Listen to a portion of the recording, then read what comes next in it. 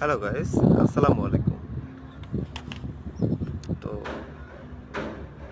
অনেকদিন পরে নতুন এক সকালে তীব্র তাপদাহের হাত থেকে এক শীতল অনুভূতি নিয়ে ফেরা।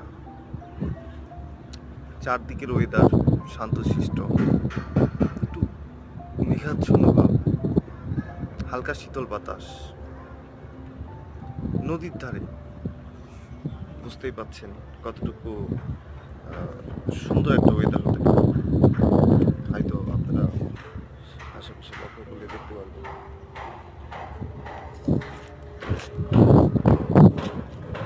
এর ভিতরে এই সুন্দরের ভিতরে, সুন্দর আবহাওয়ার ভিতরে, একটা সুন্দর মুহূর্তের ভিতরে ভালো কিছু তো বলাই যায়।